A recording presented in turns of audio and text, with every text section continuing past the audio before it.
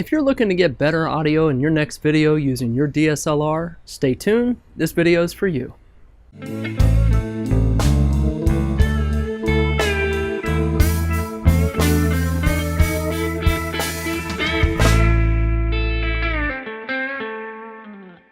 I'm often asked, what is the best method to capture some good audio inside video? Well, I believe there are three ways to make this happen. To begin with, most cameras have a built-in microphone, and it's really not that bad, but it's not the best microphone if you've ever used it.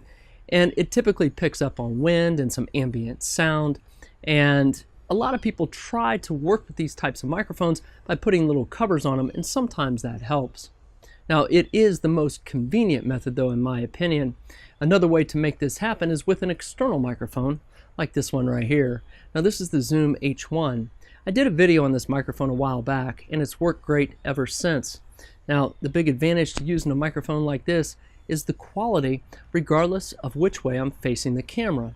So, for example, the audio now sounds great, and this is what I'm using on this portion of the video. So if I turn away from the camera, you still hear me as if I'm facing the camera, and that's one of the biggest benefits to this type of microphone.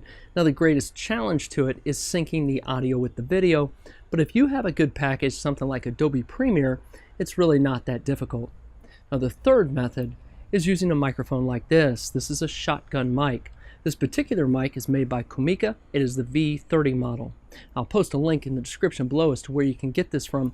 But this particular mic is under 50 bucks, which really isn't bad when you compare it to the Rode shotgun mics, which is like double the cost. Now, is this a Rode? No. Does it have the same quality? No. Does it do the trick though? Yes. Now, what makes this nice is this is far better than most built-in mics without question. This mic leverages the external mic port on your DSLR. Now, this camera right here is the Nikon D3200, which is considered an entry-level camera. A lot of recent videos I shot, I've used the Nikon D3400. So why am I not using the D3400? Because Nikon removed the external mic port. And I think it kind of stinks, and that's probably the one downside to the D3400 if you want to shoot with external mic or sound. Now, the D3300 has it in, but I have access to the D3200, and that's the reason why I'm using it. So what we're going to do is I'm going to step through just a quick test. And what I'm going to do in this test is I'm going to break out the audio using the built-in microphone on the camera that I'm using for this video, which is the Sony a5100.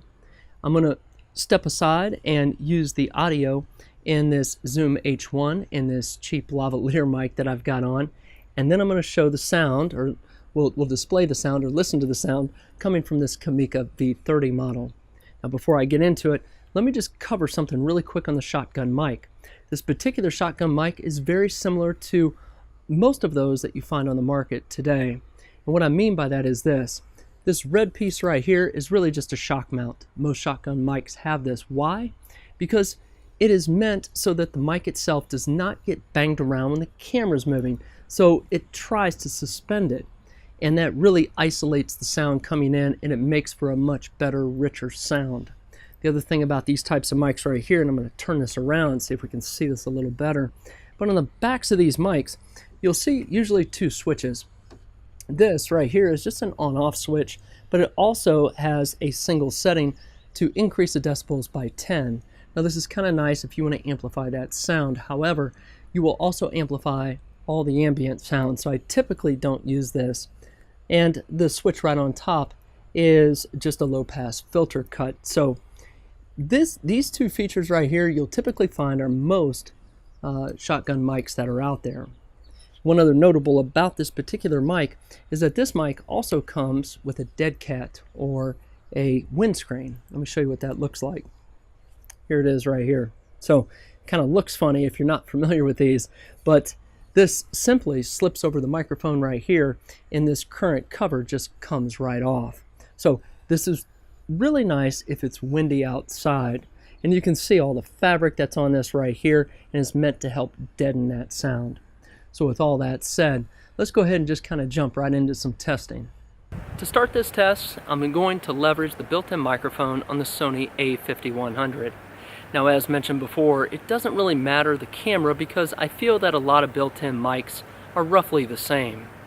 Now, as I switch over to using the Zoom H1 and the lavalier mic, you should be able to hear a noticeable difference. Outside, it's not super windy right now, but there is a slight breeze blowing in.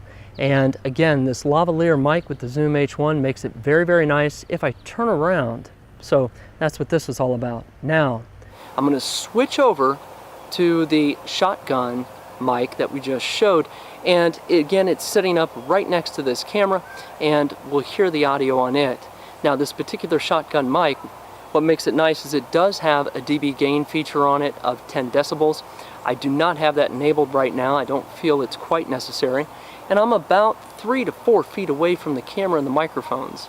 A few final thoughts on sound. Now, I went in and I processed everything, so I got to watch and listen to what you just saw before giving these thoughts. Now, I was pleasantly surprised with that built-in microphone sound from the Sony a5100. And keeping in mind, this video is not about critiquing the sound specific to the Sony a5100.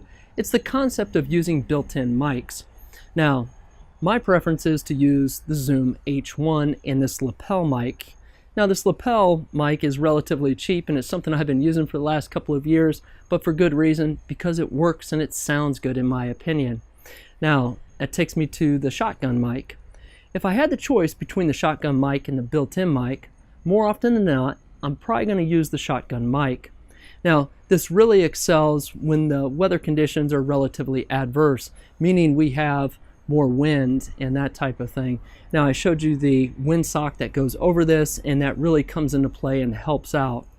Now, we didn't have a lot of wind, and that's the reason why I think the built-in mic on the camera did such a good job. So it's just something to think about. One other notable is that these types of mics right here typically take batteries, and this is no exception. This takes 2 AAA batteries right in the rear compartment here. Now, these batteries seem to last a very long time. I've had no issues with them.